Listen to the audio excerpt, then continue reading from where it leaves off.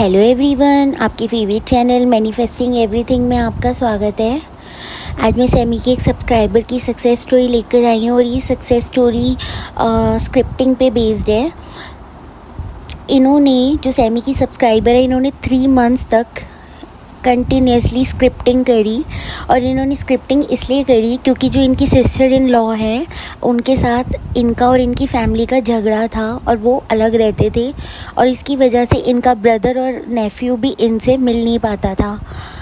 तो इनको बहुत हर्ट होता था इस चीज़ से। तो इन्होंने क्या किया, इन्होंने 3 मंथ्स तक स्क्रिप्टिंग करना शुरू करी कि इनकी सिस्टर इन लॉ और इनकी और इनकी फैमिली के रिलेशंस बहुत अच्छे होने लग गए हैं। तो यह रोज़ स्क्रिप्टिंग करती थी। स्टार्टिंग में तो चेंज नहीं दिखा।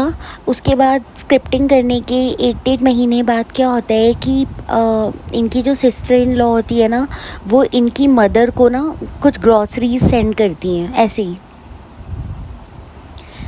फिर क्या होता है, ये अपनी स्क्रिप्टिंग करना बिल्कुल भी छोड़ती नहीं है, ये करती रहती हैं स्क्रिप्टिंग। और उसके बाद क्या होता है, एक दिन इनके ब्रदर और इनके नेफ्यू इनसे मिलने आ जाते हैं। ठीक है, पहले वो आते नहीं थे क्योंकि बनती नहीं थी सिस्टर इन लॉ की इनकी फैमिली के साथ, तो वो भी नहीं आते थे। फिर क्या होता है, ये फिर से स्क्रिप्टिंग करती रहती हैं। तो इनको जब 3 मंथ्स कंप्लीट हो जाते हैं तो एक दिन रात को इनको इनविटेशन आता है कि इनके नेफ्यू का बर्थडे आने वाला होता है। तो इनकी सिस्टर इन लॉ बोलती है कि उनका बर्थडे है तो आप सब इनवाइटेड हो, आप सबको आना है। तो जो ये रिलेशंस इम्प्रूव होने लग जाते हैं, ये इनके परसिस्ट करने की वजह से है। पहले इन्हें 1-1.5 महीने तक कोई डिफरेंस दिखा नहीं, फिर भी इन्होंने स्क्रिप्टिंग करना नहीं छोड़ा। देखो, आप टेक्निक कोई भी यूज़ करो, टेक्निक की बात नहीं होती। बात यह है कि आप कंटिन्यूसली अपने सबकॉन्शियस माइंड को अगर एक ही बात रिपीट करोगे, चाहे वो आप लिख कर करो, बोल कर करो, सोच कर करो, इमेजिन करो, जो मर्ज़ी करो, जो भी टेक्निक यूज़ करो, आप अपने सबकॉन्शियस माइंड को एक ही बात बार बार रिपीट करोगे तो एक ना एक दिन आपको वो 3D में ज़रूर रिफ्लेक्ट करके देगा। बस लोग कहाँ पे चूक जाते हैं, वो हार मान जाते हैं। वो उनको ऐसा लगता है कि अरे यार, कुछ चेंज तो आ नहीं रहा, चलो छोड़ो, वर्क नहीं कर रहा, किसी और टेक्निक को करना शुरू कर देते हैं, या फिर किसी और कोच की वीडियोस देखना शुरू कर देते हैं, या हज़ारों टेक्निक एक साथ करना शुरू कर देते हैं। आप पहले एक टेक्निक करो, उस पर स्टिक रहो, जो आपको सबसे बेस्ट लगती है।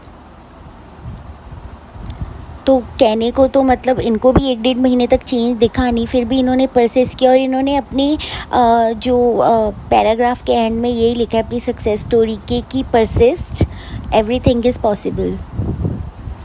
क्योंकि इतनी बुरी वाली लड़ाई होने के बाद जब इन्होंने स्क्रिप्टिंग करना शुरू करा तो कैसे इनकी जो सिस्टर इन लॉ हैं उनके बिहेवियर में चेंज आना शुरू हो गया। ऐसी ही मेरी एक क्लाइंट है, मैं उनकी स्टोरी शेयर नहीं कर सकती, उन्होंने मुझे स्ट्रिक्टली मना किया है कि नहीं बताना है। मैं बहुत खुश हूँ, अभी मुझे उनकी सक्सेस स्टोरी आई है और ट्रस्ट मी गाइस, मतलब बहुत हॉरेबल था 3D। कोई और होता ना वो हार मान लेता। और जब इन्होंने मुझे बताया था, मुझे भी थोड़ी देर के लिए लगा कि ये 3D सर्कमस्टेंसेस हैं। अगर मेरी क्लाइंट ने 3D इग्नोर ना किया, वो नहीं कर पाई, तो क्या होगा। बट इन्होंने 3D को ऐसे इग्नोर किया, मतलब मैंने इन्हें 2 चीज़ें बोली थी। मैंने इन्हें बोला था कि इस टाइम ना, क्योंकि आपका 3D ऐसा है और सब अगेंस्ट हैं। मैं कहा इस टाइम पे ना आपका एक एक जो थॉट है ना, वो इतना प्रेशियस है कि अब आप पे डिपेंड करता है आप वो 3D सर्कमस्टेंसेस को लेकर वो थॉट क्रिएट कर रहे हो या फिर आप अपनी डिज़ायर्ड स्टोरी को लेकर थॉट क्रिएट कर रहे हो। तो मैंने कहा आपका इस टाइम एक एक थॉट आपको मॉनिटर करना है, मतलब पूरा ध्यान रखना है आपको कि 3D से रिलेटेड आपको कुछ नहीं सोचना। आपके सामने, इनके सामने ऐसे 3D सर्कमस्टेंसेस बिल्कुल इनके फेस के सामने थे।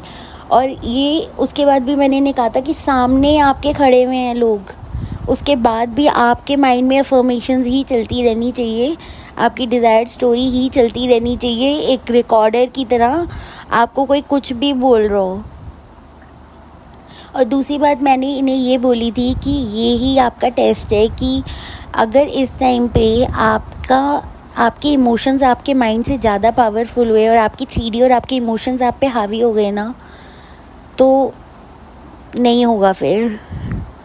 आपका माइंड इस टाइम आपके इमोशन से ज़्यादा स्ट्रॉन्ग होना चाहिए।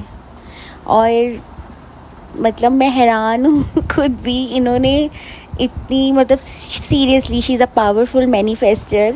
मैं इनकी पूरी स्टोरी कभी सुनाऊंगी और सुनानी भी है, बहुत जल्दी आएगी, बट इन्होंने मुझे स्ट्रिक्टली मना किया है, शेयर भी करने के लिए मना किया है, कहीं पे पोस्ट कम्युनिटी पोस्ट पे भी डालने के लिए मना किया है।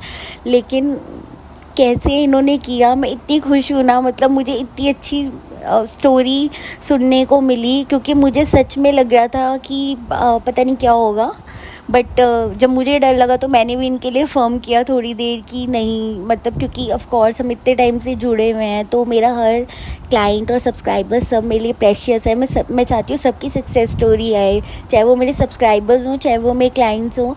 तो मुझे लगा इनकी भी सक्सेस स्टोरी ज़रूर आए, क्योंकि बहुत ज़रूरी था, जो हुआ वो होना बहुत ज़रूरी था। और वो फाइनली आप समझ लो 70% तक वो मैनिफेस्ट हो चुकी है चीज़, और अब कोई डर की बात नहीं है। और बस यही शेयर करना था जो मैंने इनको एडवाइस दी है। प्लीज़ आप भी मानो, प्लीज़ 3D में कुछ भी चल रहा हो, आप थॉट्स क्या क्रिएट कर रहे हो ना, आप बस उस पे ध्यान दो, आप अपना कर्म करो कि मुझे अपने थॉट्स वो क्रिएट करने हैं जो मेरी डिज़ायर्ड रियलिटी है, ठीक है। और दूसरा, क्योंकि इनको पूरा दिन मैंने बोला था कि आपको अफर्मेशंस वगैरह करनी है, तो मैंने इनको बोला था आप म्यूज़िक लगा लेना, टीवी वगैरह लगा लेना, क्योंकि बहुत बोर्डम फील होने लग जाता है। मैं आप लोगों को वैसे भी बता चुकी हूँ ये चीज़ पहले भी कि म्यूज़िक लगा लेना चाहिए, और अच्छा म्यूज़िक लगाना, कोई ऐसी नेगेटिव वर्ड्स ना हो उसमें। तो बस यही आप लोगों के लिए भी एडवाइस है। एक तो अपने थॉट्स, आपका एक थॉट प्रेशियस है, वो क्रिएट कर रहा है आपकी रियलिटी, ठीक है। और दूसरा, आपके इमोशंस आपके माइंड से ज़्यादा पावरफुल नहीं होने चाहिए। आपका 3D आप अपने ऊपर हावी मत होने दो। उसके बाद आपकी मैनिफेस्टेशन होने से कोई नहीं रोक सकता। मैं खुद इंस्पायर हो गई इनकी स्टोरी से। तो आज के वीडियो में इतना ही गाइस। अपने फेवरेट चैनल को लाइक शेयर और सब्सक्राइब ज़रूर कीजिएगा। Bye, take care, happy manifesting.